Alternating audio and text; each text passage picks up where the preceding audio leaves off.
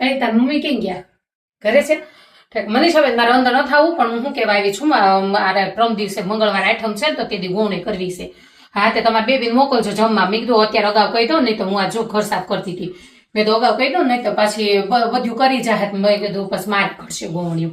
ઓલી કોણ છે? તમારી નણંદની ભાણકી છે, તો એને મોકલજો તમે તાર ભેગી. હા, એ ફોન કરીને બોલાવી લેજો. નહીં જેટની એમાં હું થઈ ગયું.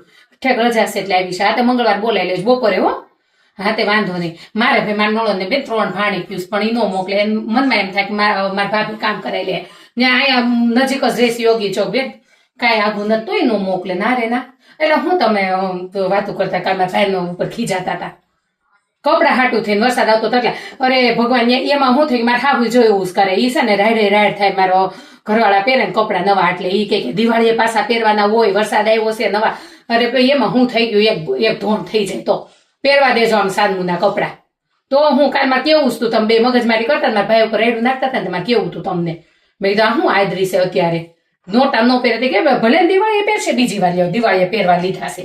દિવાળીએ બીજી વાર ને અત્યારે પહેરે, ભલે વરસાદ આવે ભલે પલ્લે ત્યાંની ઠેકડા મારે કઈ મારશે. હા, તે હારું હાલો. આ જો હું કઈ જાઉં છું ને પછી મારું મોડું થાય. હજી હું આ કેતી આવું 3 નંબરમાં એની બેબી છે ને. હા, તે હારું.